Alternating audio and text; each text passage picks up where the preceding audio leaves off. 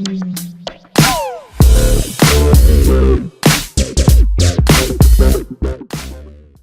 right, guys, it's Dr. James Judge here and Dr. Kalie Judge. And we are back with another episode of Tea Time with the Judges. And today we're going to teach you the 7 things to drop to get better sleep now. I just want to talk about the importance of sleep because for years a lot of people, you know, they don't take it seriously. And I've heard the term before, I'll sleep when I'm dead. I've heard it even recently when I went to bed at my house. We had a guest over and I went to sleep at 9:30.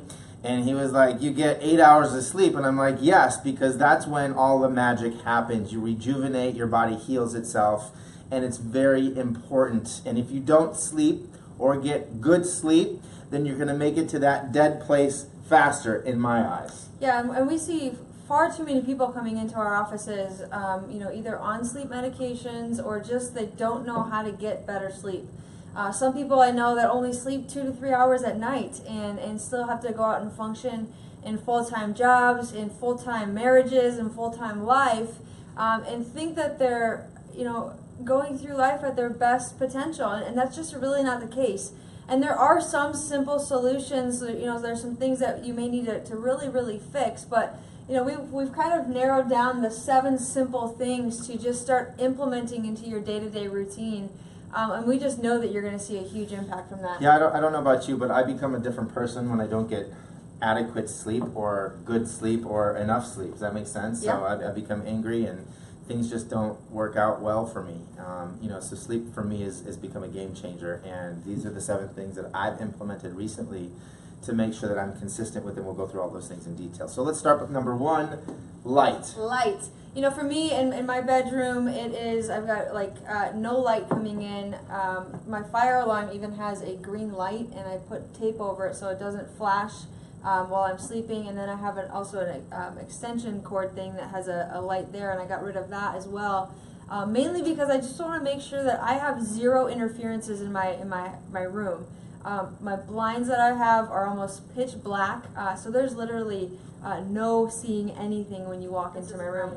I used to actually sleep with a salt lamp on, and just recently I decided to shut that completely off. I only have it on when I'm during the day, and I shut it off when I go to bed, just to have complete darkness. Yeah, it's interesting. They've done studies recently that your skin has receptors on them, so it knows when the sun goes down, when your body starts to create these hormones and things to help you sleep, like natural production of melatonin. That happens when light goes away. And if you're sleeping with things like the TV on for sound and some things I've heard other people do, even like she said, just the little light on your alarm clock can affect the quality of sleep that you get. So I've got no light in my room whatsoever. I just recently put a Sonos player in my room and it had a light on top of it, and I do have to take a piece of tape and put it over that light because I can see it all night long now, and I just haven't gotten to that. But it's super important not to have any light, pitch black, in your bedroom. Hey guys, real quick, we are watching on Facebook Live, and we just want to ask you to like and share it. We've got some people commenting already. If you've got questions that have anything to do with sleep, go ahead and post them in there. Like it and share it. There's just so many people that need to hear about better sleep. Also, if you're listening to this on iTunes, go ahead and give us a 5-star review. Tell us how much that we mean to you and how much that we've brought to you. Again, we do this stuff for free because we want to get this message, this stuff that helps people function and heal better, out to the masses. And if those 5-star reviews get out, they can help just that one more person because people read those things. So, number 2 is stimulants. As we're having tea, it's 12 o'clock. We're not supposed to have any stimulants after what time would you say? I would say probably 3. I would say around 2 to 3 o'clock, depending on how sensitive you are to stimulants. Like for me, I used to be able to drink 2 pots of coffee a day and 5 shots of espresso and be fine because I was just overstimulating my body, and it just became used to it. So, it caused a lot of adrenal fatigue. Sleep is affected by that as well. So, yeah, so when you talk about stimulants, I had a visitor this weekend, and she was at about 6 o'clock. She was like, "Can you give me one of those coffees?" And I was like, "It's 6 o'clock." It just was absurd to me. And what that's doing or what that's saying is that her body has adapted, like Dr. James was just saying, And there is a buildup of adrenal fatigue that's happening, and she may not know it yet, but eventually it's going to spill over. And so what's adrenal fatigue? If you can't sleep, we call it tired and wired. Yep. You're extremely fatigued, but you just can't fall asleep. And it's just, you don't know where to get the energy. No matter how much coffee you drink, there's just no energy boost in that. And we really want to focus on getting the natural energy boost, and we'll talk about some other things as we go along here too. Do you want anything to add to that? What are some things that you wouldn't suspect stimulants to be in, like caffeine? Yeah, even like chocolate. There's caffeine in chocolate, like tiny amounts. And then certain teas. Some people drink tea at night. I know you love to drink tea at night. But some of those teas, you've got to be careful because they do actually have caffeine in them. And then even supplements that you take, if you don't take them at certain times, you may have some sort of caffeine or a stimulant inside that as well. Even like into like chewing gum and some weird things that you just wouldn't think that are there. Yeah, so stimulants are not good, especially if you want to get a good night's sleep. Number 3, this is huge. Screens. So if you're watching this on a screen in bed right now, turn it off. Sorry. You can come watch us in the morning. Yep. But for those of you that are watching right now, screens.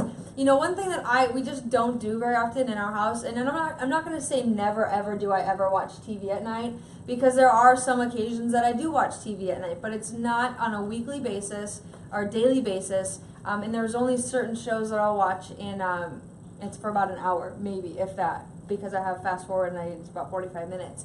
But I don't bring my phone into my room. I'm not looking through Facebook and Instagram, and I'm not watching Netflix in my bed, and I'm not doing all this stuff. I don't have a TV at all in my bedroom. In fact, I only have 2 TVs, one of them that really only works properly.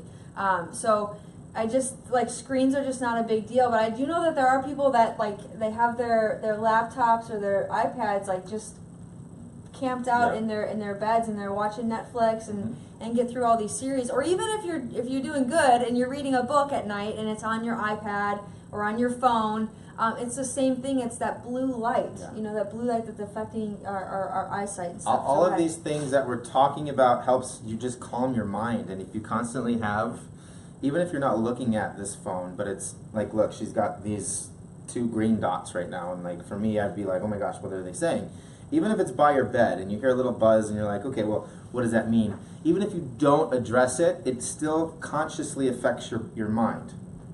So we've got to understand that these things in your bedroom affect you even if they're not on, especially phones and iPads and things like that. Yeah, I used to have my phone in my bedroom and just put it on silent, and then I would hear the vibration go off, and even when I had the willpower not to check it, it was still running in the back of my head, who texted me? Is it an emergency? What do they have to say? Do I have to get back to them? Oh, they're gonna hate me if I don't get back to them.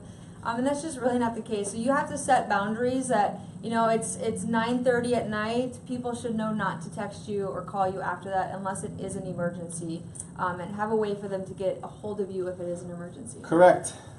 Stressor. Oh, we're going. I want to stay here though too. Okay. So for me, it's television shows. Again, I watch 1 or 2, but they're filtered.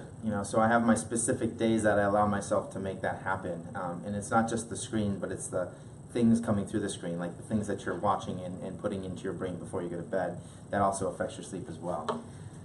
We had a question on here. Are salt lamps okay for lights? There are studies that salt lamps are actually great for your sleeping. Some people are just overly sensitive to those lights.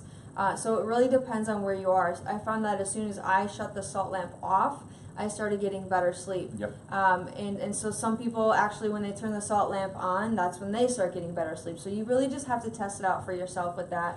I do better with 0 light. Yeah. 0 light whatsoever. I've got blackout blinds in my room, and it's huge. So good question there. If you have any more questions, go ahead and just we're looking at them live right here. So go ahead and ask away. Number 4 is stress. What do you mean by stress? So stress. If you've ever lived a day in your life and you've gotten to get into your bed, and suddenly everything that went wrong starts running through your head, and then not just everything that went wrong, you make these whole big huge stories up that are going to happen tomorrow unless you take care of it immediately right now. And so this just creates a whole adrenaline rush, get that fight or flight system going into your system, and you just can't fall asleep. So a practice that I've started to utilize is journaling that stuff out. Even if I wake up in the middle of the night and I'm like stuff starts running, I give it a couple minutes, but if stuff stays there, I'll wake up and I'll start writing it out and put a nice little journal together there.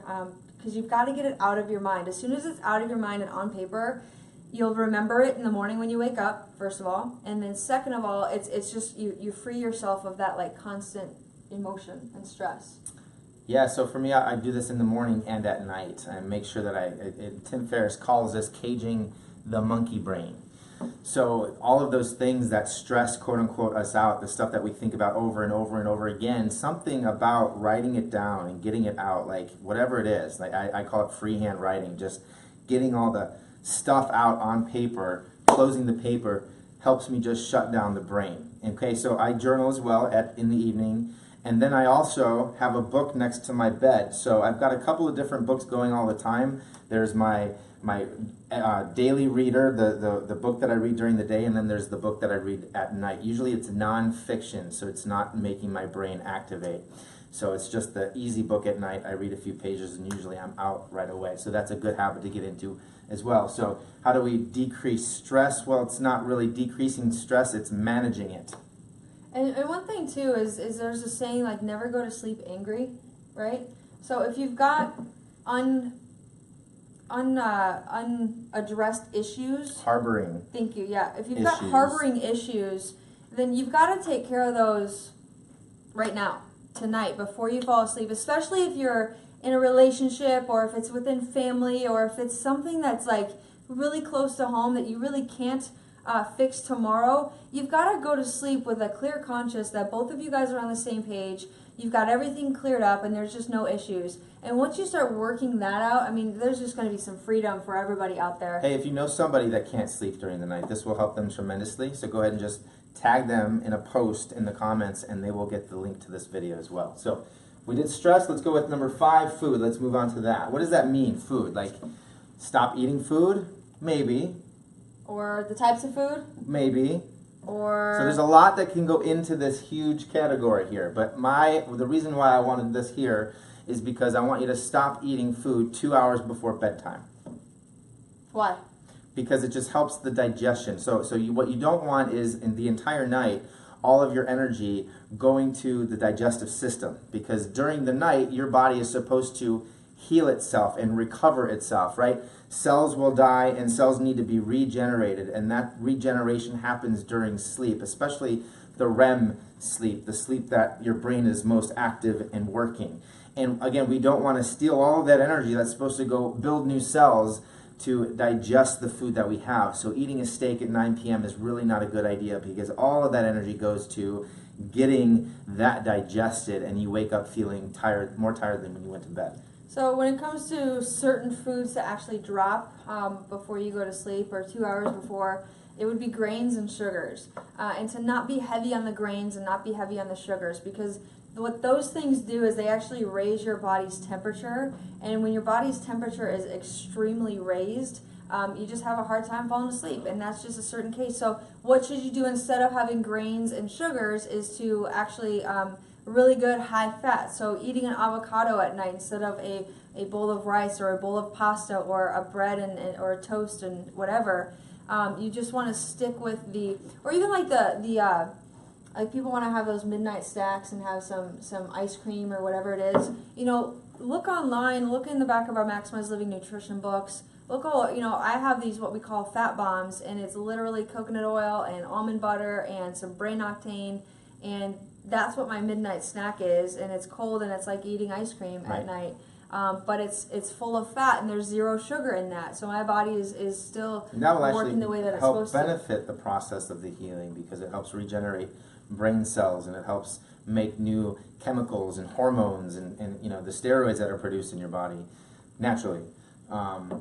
It will help all of that, the good healthy fats that you're supposed to be eating. So I don't say all foods are bad, just the foods that take a high amount of energy to digest. Those are all bad. So number 6, inconsistency. So what does that mean? Well, that means that sometimes you go to bed at 8 o'clock and sometimes you go to bed at midnight, and sometimes you go to bed at 9:30, and sometimes you go to bed at, that messes up your circadian rhythm, you know. And for me, when I'm really on my sleep pattern, then I don't even need an alarm clock at 5 a.m. when I wake up. Sometimes I wake up at 4:50, wide awake, you know, but I've got to be consistent. It takes about 2, maybe 3 weeks to really get into the pattern, and you've got to force yourself in the beginning to get in bed, get that book going, make sure there's no light in the room, and be consistent every single time. So for me, I try to be in bed with the book open by 9 p.m.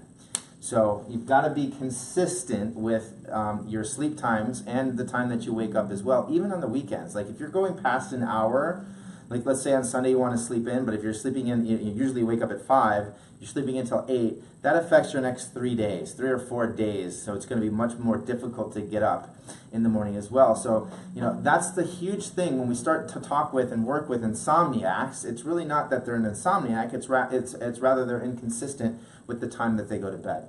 So there's this thing on your iPhone that you can set up, and it's called bedtime. And you set up what time you want to be going to bed and what time you want to wake up, and it like monitors your sleep. But it also sets an alarm when the sleep is when it's time for you to go to sleep. And I was with a few friends, and they saw this come up, and they were making fun of me. Like, oh, you have a bedtime. Oh, that's so cute. You have a bedtime. I'm like, yeah, I have a bedtime. I have things to do in the morning. Like, you know, when you have a structure in your life, it's not because it's like just, oh, it's just so cute that you've got that figured out. It's because, no, we live on a purpose. Like, we have a scheduled out life, and it's not just because we want to go like, you know, make a name for ourselves. It's because we've got people's lives at stake in our hands that we've got to be on our best behavior for. And so when it comes to bedtime is crucial. And if I know that, like this weekend, we had a late night on Friday, and Saturday I was just a wreck. Sunday even too, into Sunday, and finally yesterday I was back to normal. But it's just, it wrecks you, and you don't even know what's coming. And you think you're going to be okay, because it's like, oh, it's only about an hour and a half later than what normally is, but man, like, it's just not okay. And that lack of inconsistency, it creates more stress in your life. So these two go hand in hand together, because again, when I don't get good sleep and I'm out of balance, then it affects everything. Like, you don't want to be around me, I don't want to be around you, and I've got all these people to see and take care of, and I've got to do this, and it just affects everything in my life. So why do we have a bedtime? Because we want to create energy. Most people that don't have energy don't know how to create energy, and sleeping is the most important thing when it comes to creating that energy. Yeah, and you know, you said something before we got on here, is that you want to harness your energy. And most people want to just go rest, yeah, right? And rest during the times where you think you're tired. But really, it's using that energy and consistently keeping that going. And if you keep that going, like I'm tired at night. I know my body knows when to go to rest, and I listen to it. It knows when I'm not tired, and I make it go to sleep, because it is what it is. You've got to stay consistent with that. But harnessing that energy and making sure you know where to put it, and not to have too much sideways energy.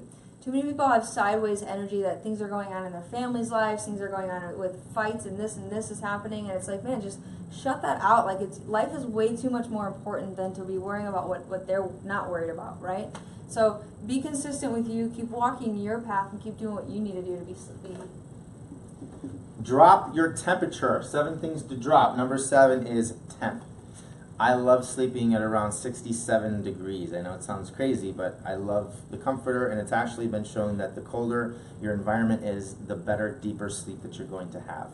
So I do take a bath at night, in a salt bath, to kind of just relax everything.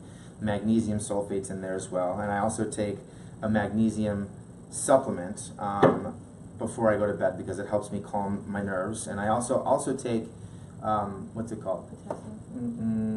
Melatonin, an artificial form, so it's 5.5 milligrams of melatonin a day. And that helps just knock me out. And I also take some other minerals and nutrients as well. But the bath raises my temperature really hot, and I'm sweating and I'm detoxing. But then I get into an ice cold shower and drink ice cold water to work with my core temperature, to get my core temperature down. And also, when I go to bed, I want the environment, the room, to be 67 to 69 degrees. Yeah, it's freezing in my house. Sometimes, like, I wake up and, like, I forget that it's cold.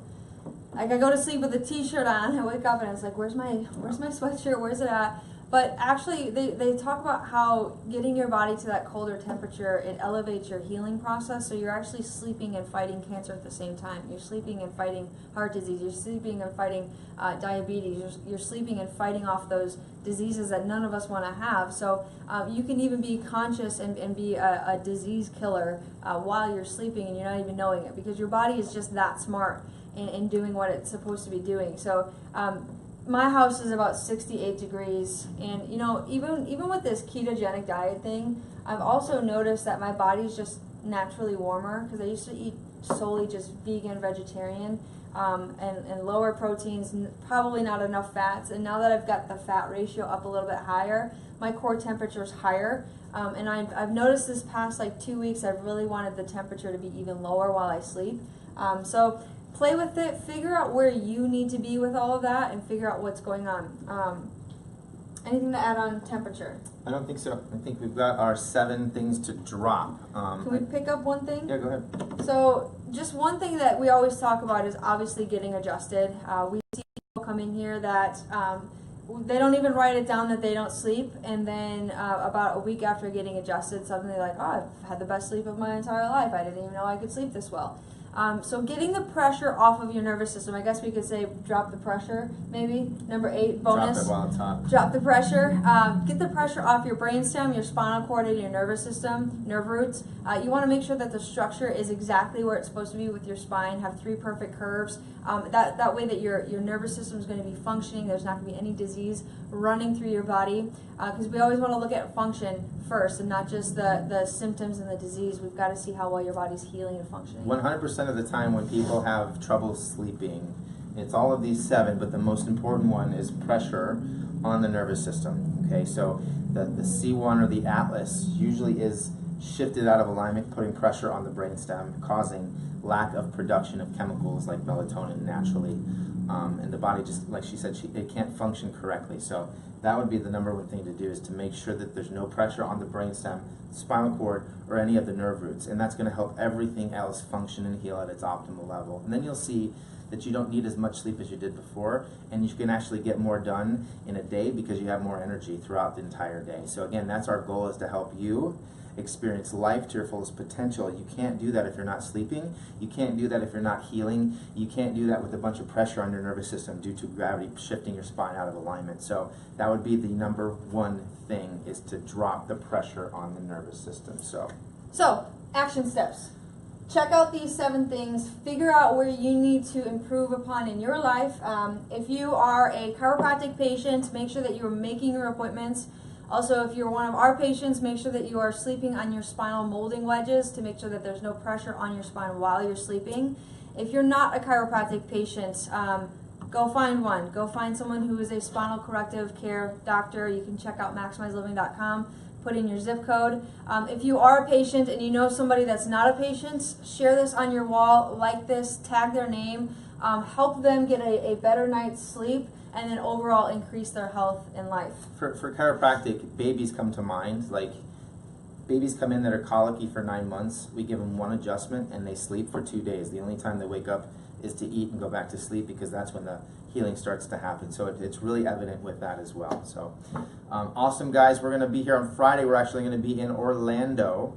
So we're going to do 5 Essential Friday with a bunch of special guests. It might be a longer episode, but we want to get some information from some amazing chiropractors down there in Orlando, Florida, at the Rose and Shingle Creek Center there. I will be speaking. We're actually going to be emceeing part of that as well, so you might see us on stage. But again, like this and share this and get this message out to as many people as you can. We want to continue to grow our tribe of people that are sleeping and healing and functioning at 100%. Tea time. Out. Peace.